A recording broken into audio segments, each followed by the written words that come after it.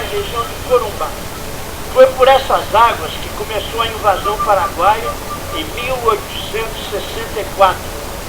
A guerra durou mais de 5 anos e se tornou o mais sangrento conflito entre países sul-americanos. De um lado, a chamada Tríplice Aliança, formada por Brasil, Argentina e Uruguai. De outro, o Paraguai. Um motivo central do conflito: liberdade de navegação pelo rio Paraguai. Em Corumbá, um lugar histórico, Casario do Porto. Os paraguaios vieram pelo rio, tomaram a cidade por aqui. A guarnição militar bateu em retirada. A população se escondeu onde pôde. O escritor Hildebrando Campestrini é presidente do Instituto Histórico de Mato Grosso do Sul e um estudioso da Guerra do Paraguai.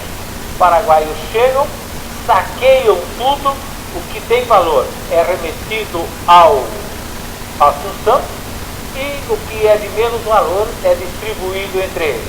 Os homens são presos e mandados para o Paraguai e as mulheres sofreram todos os abusos de uma guerra. A uns 100 quilômetros de Corumbá, rio abaixo, fica o Forte Coimbra, erguido pelos portugueses em 1775. Ele foi invadido logo no começo da guerra e ficou em poder dos paraguaios por 3 anos. Quem nos recebe é o comandante Major Cavalcante. Este é o ponto mais alto do forte e é também um local estratégico. Aqui, durante a guerra, ficava o armamento mais pesado. A esquadra paraguaia se aproximou subindo o rio e a guarnição, na verdade, ela foi avisada por um indígena que observou essa esquadra subindo o rio. Ele veio a remo, avisou a guarnição e a guarnição já se posicionou. Mas o Brasil acabou cedendo também, né? Isso, porque eram 3.200 homens contra em torno de 200 pessoas que haviam aqui no forte. Quando terminada a munição, terminados os mantimentos, o comandante, à época, decidiu por evacuar o forte para que não houvesse aqui um massacre. Um pouco dessa história é contada neste museu, que reúne muitas peças, como o material bélico da época. Em Mato Grosso do Sul, o rio Paraguai passa por 3 municípios: Corumbá, Ladário e Porto Murtinho, onde nós estamos agora. Nas ruas da cidade, casarões antigos, monumentos homenageando os índios que viviam na região e os pioneiros descendentes de portugueses, além de uma referência à natureza e ao tuiuiu, ave símbolo do Pantanal. No século XIX, a região viveu um momento de riqueza trazida pelo comércio de uma planta nativa, a erva mate. A exportação para a Europa e Estados Unidos era feita pelo Porto Murtinho, no rio Paraguai. Com o declínio do comércio da erva mate, outros produtos ganharam destaque, como o chaque e o tanino. O tanino é extraído do tronco de algumas espécies de árvores, como essa, conhecida aqui na região como quebracho. O produto é muito utilizado no processo de curtimento de couro e também na fabricação de tintas e roupas. O tanino produzido aqui em Porto Murtinho era vendido principalmente para os países da Europa. Hoje, a maior fonte de renda do município é o turismo de pesca e de natureza. Ficou para trás Porto Murtinho e agora estamos chegando ao rio Apa, último afluente do rio Paraguai em terras brasileiras. A retirada da laguna, que envolveu sofrimento, humilhação, começou aqui no rio Apa. Estamos agora em Bela Vista, Mato Grosso do Sul, à beira do rio Apa. Na outra margem já é solo paraguaio. Justamente nesse ponto começou a ação militar do Brasil contra a invasão do Mato Grosso. Uma coluna do exército brasileiro atravessou o Apa e foi atacar a laguna a uns 30 quilômetros daqui. Foi um desastre. Pelo menos 2.300 brasileiros morreram na fuga, de fome, de cólera ou abatidos pelo inimigo. Para contar essa história, vamos usar imagens do filme mudo Alma do Brasil, feito em 1932 pelo documentarista Líbero Luciano. Ele reconstituiu o episódio da retirada da laguna. Coronel Francisco Mineiro, hoje na reserva, é um estudioso de nossa história militar. Coronel, qual foi o objetivo dessa ação? Teve um objetivo simbólico muito importante, que era invadir, em retorno, o país que nos tinha invadido. E havia também um objetivo logístico, já que eles tinham notícias que no retiro de uma fazenda aqui próximo, haveria uma grande quantidade de gado, que era o alimento consumido naquela época. A coluna chegou aqui nesse ponto de entrada para o Paraguai com 1.680 combatentes. Embora arrastasse, como era comum naquela época, cerca de 5.000 pessoas, entre familiares dos militares, negociantes, mascates, fornecedores, guerreiros e mulheres, as chamadas vivandeiras.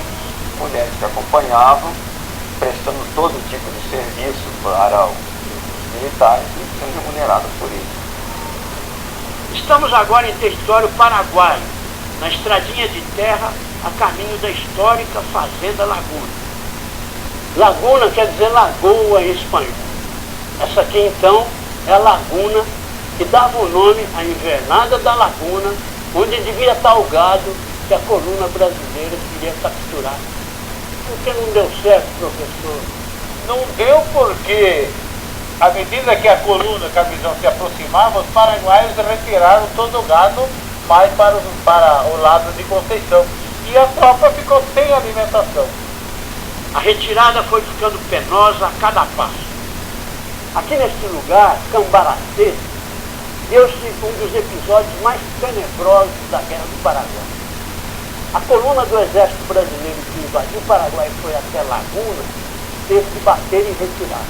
Perseguida pelos soldados inimigos, a tropa, para andar mais depressa, abandonou aqui mais de 100 doentes e feridos, os quais, aos gritos e à vista da coluna que se afastava, foram mortos pelos paraguaios a facão. Um detalhe, entre os abandonados não havia nenhum oficial, só prático, e suspeita que a maioria era de negro.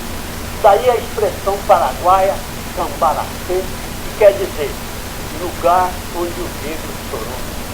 O episódio, de toda forma, produziu um herói diferente na Guerra do Paraguai.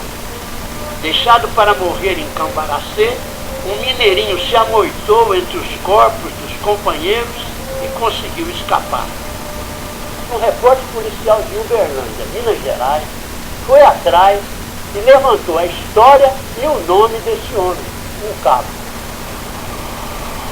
Deixamos um pouco o Rio Paraguai e seguimos até a Estrela do Sul, no Triângulo Mineiro, onde nasceu e morreu o único sobrevivente de Cambaracê. Os paraguaios ficaram atirando. O repórter Pedro Popó conta essa história diante do Museu Municipal.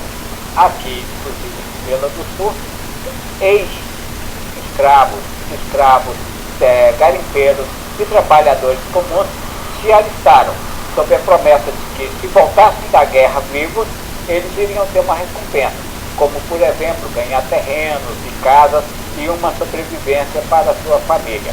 E dentro desse contexto estava Calixto Medeiros, um garimpeiro de 17 para 18 anos, que acabou participando desse episódio da retirada da laguna.